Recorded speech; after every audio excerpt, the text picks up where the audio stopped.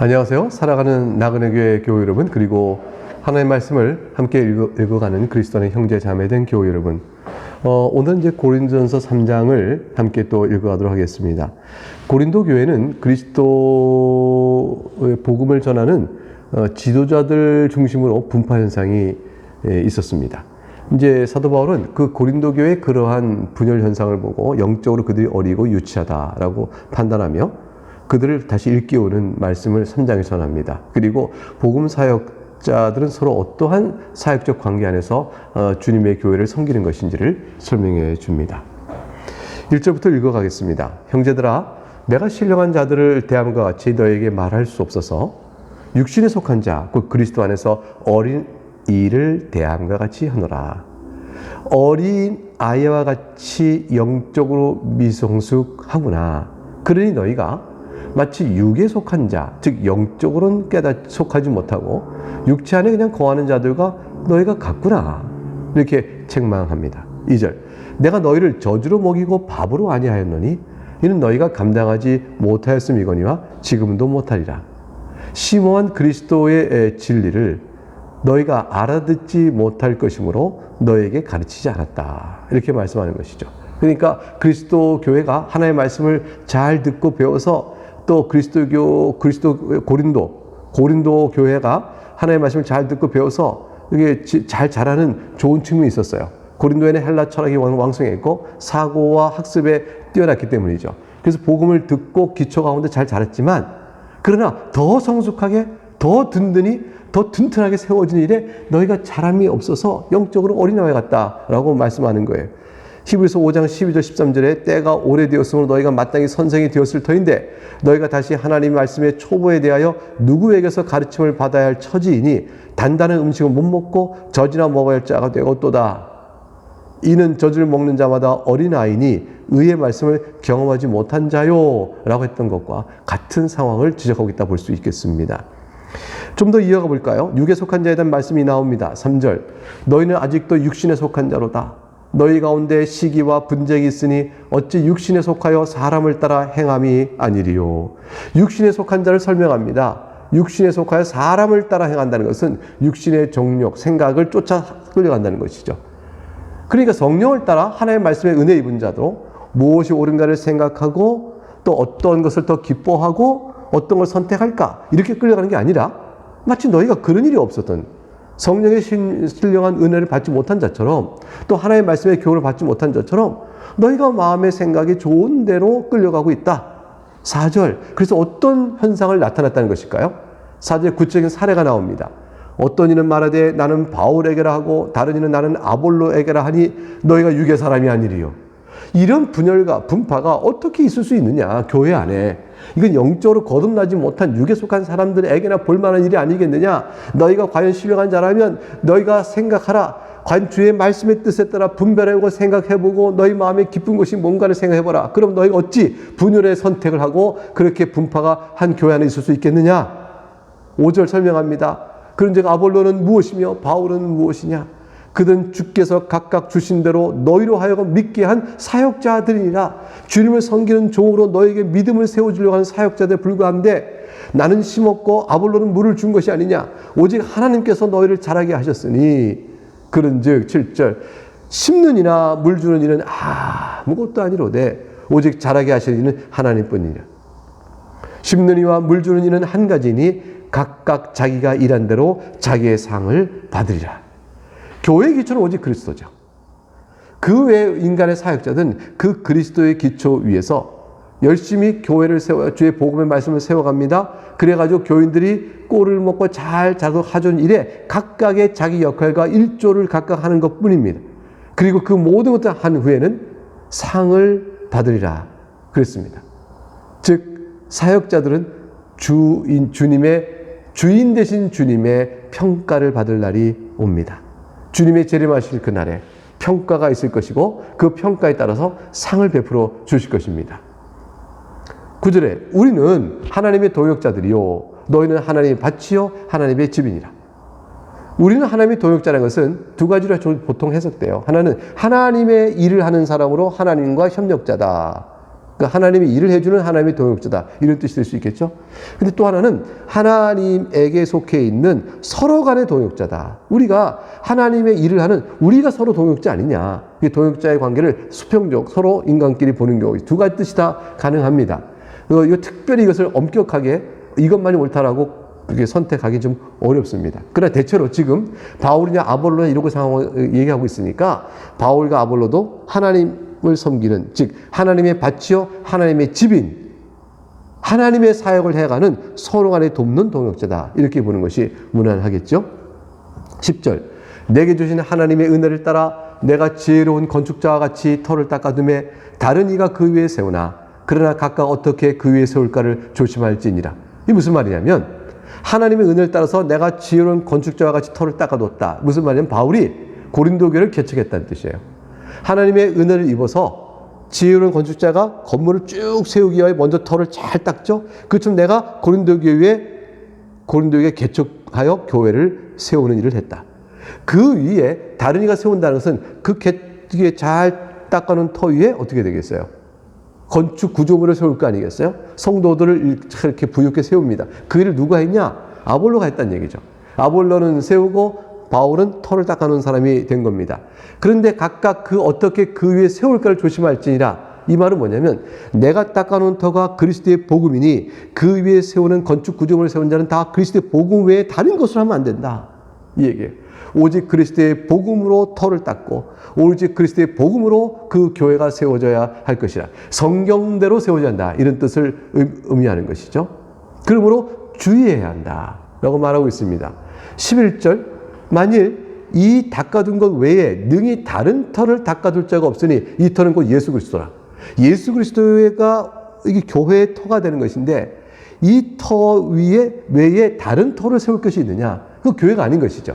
그러니까 교회의 터를 닦은 그리스도의 복음 위에 세우는 모든 것들은 다 그리스도의 복음에 일치하고 그것에 신실하게 세워져야 할 것이다. 그리스도의 복음을 떠나면 되지 않는다. 그리스도의 지혜 부여함을 알리고 성도들 그의 그리스도의 복음의 말씀으로 먹이는 일, 그것이 바로 사역자가 해야 될 일이라. 이것은 주께서 훗날 상을 주신다 했으니 주인의 평가를 받게 될 것이라. 12절 볼까요? 만일 누구든지 금이나 은이나 보석이나 나무나 풀이나 짚으로 이 터 위에 세우면, 자, 터 위에 이제 바울이 예를 들어서 고린도 교회처럼 바울이 개척해놨어요. 그 위에 아볼로가 와서 세워요. 근데 금으로 세울 수 있고 은으로 세울 수 있고 보석으로 세울 수 있고 나무나 풀이나 짚으로 이 터 위에 구조물을 세웠어요. 그건 다 그가 행한 일을 나타내 보이겠죠. 13절 각 사람의 공적이 나타날 터인데 사람들이 볼 때 아, 저 사람이 수고하여 저렇게 교회를 세웠어 라고 가시적으로 보이는 어떤 형태가 있겠죠. 아볼로가 와서 수고했더니 아, 교인들이 잘 자랐어, 교육의 말씀과 잘 섰어, 이게 등등 할 수 있겠죠. 근데 하나님께서 나중에 판단하신다니까요. 주님이 이 일을 맡기셨으니 주님이 주인의 자격으로 주인의 권위로 이 일을 평가하실 거예요. 그날이 공적을 밝히리니 13절 그렇게 돼 있죠. 각 사람의 공적이 나타날 터인데 그날이 공적을 밝히리니, 그 날인 것은 재림의 날이요 심판의 날이겠죠. 이는 불로 나타낼 것이라. 그 불이 각 사람의 공적이 어떠한 것을 시험할 것임이라. 이 불로 나타나는 것은 결국은 불로 표현됐는데 옳고 그른 걸 판단하며 가치 있고 그렇지 못한 것, 과연 귀한 것과 그렇지 못한 것, 불순물을 제거하고 또 순수한 것만 걷어내는 것, 이게 불이에요. 이게 성령 하나님께서 그 사람이 세운 일이 과연 어떤가를 낱낱이 드러낼 것이란 말입니다. 그래서 그 낱낱이 드러난다는 것의 기준이 뭘까요? 아까 이 터 위에 다른 터를 세울 수 없다 했으니 그리스도의 복음 위에 터 위에 복음에 따라 세워지는 것이니 그것을 바로 그리스도의 복음에 합당하게 하였는가 그렇지 못했는가로 가려낼 것이라는 얘기죠. 그래서 사역자가 그 교회를 세움에 있어서 그리스도의 진리에 합당하게 그리스도의 종으로 복음을 따라 가르치며 세웠으면 그거는 금이나 은이나 보석으로 세운 것처럼 불의 시련을 이길 것이로나 만약 그렇지 못했으면 나무나 풀이나 짚이 타듯이 다 타버릴 거예요. 14절 만일 누구든지 그 위에 세운 공적이 그대로 있으면 불에도 안 타는 것은 뭐겠어요? 금, 은, 보석 같은 거 아니겠어요? 상을 받고, 어떤 상일까요?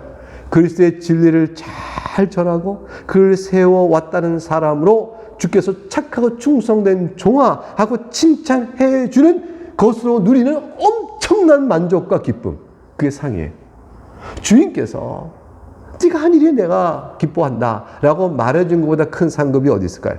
주님이 기뻐하시는 내가 대상이 됐구나. 내가 주를 위한 일이 헛되지 않았구나.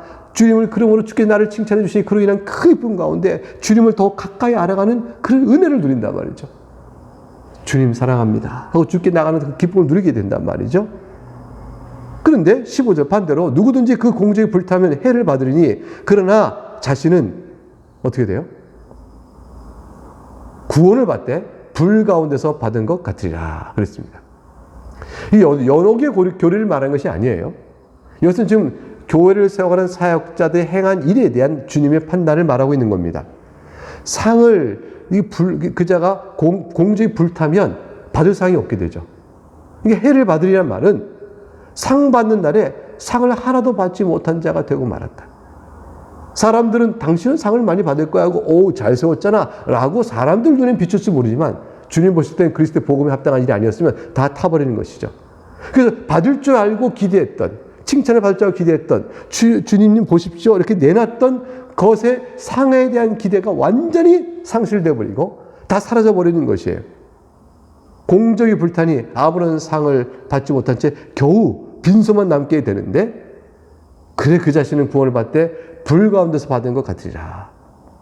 그러나 그 아무것도 한 것이 빈소만 되었을 때도 그가 그리스도를 믿고 의지하고 있는 주의 백성인 만큼은 구원을 받는다. 아니 거짓 선지자로 예수 그리스도를 믿지도 않아요. 그러면서 교회 이름으로 자기 장사해 먹고 살았으면 그 자는 공적이 없는 건 말할 것도 없고 그 자신의 구원도 이루지 못하겠죠. 근데 그리스도의 복음을 잘 믿어요. 그가 구원받은 자로 믿음이 있는데 교회를 섬기는 모든 사역 속에서 진리에 선명치 않고 또 불순한 생각들 또 자기의 복음에 합당한 마음이 아닌 마음으로 자기의 육적인 정욕이나 탐욕 등을 섞어서 흥미하게 그래 교회를 이끌어 왔으면 성도들이 그로부터 배운 가르침 속에는 순수한 복음에 있는 것들 외에 인간의 생각과 사설과 또 복잡한 것들이 얽혀 있음으로 인해서 이게 온갖 혼합된 것을 들었단 말이죠.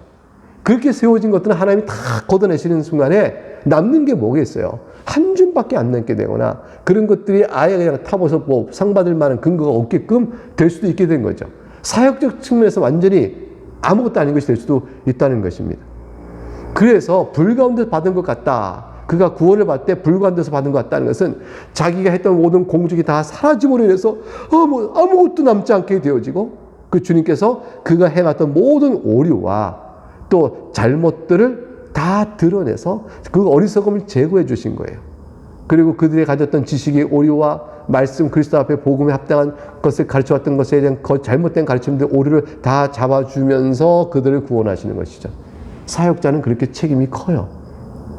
그래서 주님 앞에 이 판단을 받을 것을 생각하고 자신이 과연 무엇을 할 것인가를 분별해야 되는 것입니다. 근데 그것은 두려운 미래가 있는 것이 아니고 하나님께 지혜를 알려주셨어요. 이것을 하면 괜찮다는 것이 있습니다. 그것이 무엇일까요? 성경을 그대로 드러내 가르치는 것입니다. 주님의 마음이 성경에 있기 때문입니다.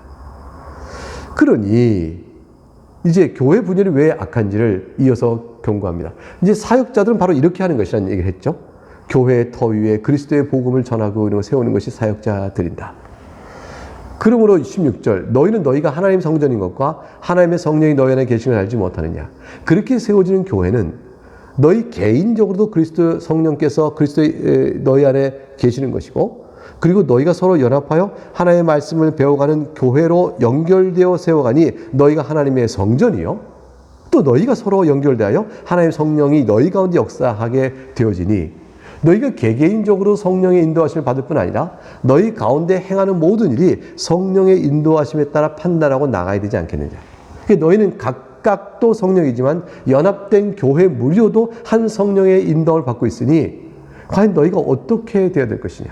너희가 하나님 성전을 더럽히겠냐? 17절 하나님이 그 사람을 멸하시리라. 하나님의 성전은 거룩하니 너희도 그러하리라. 더럽힘의 모습이 바로 18절에 한 가지가 나왔는데 아무도 자신을 속이지 말라 그랬습니다. 너희 중에 누구든지 이 세상에서 지혜 있는 줄로 생각하거든 어리석은 자가 되라 그랬습니다. 그리하여야 지혜로운 자가 되리라.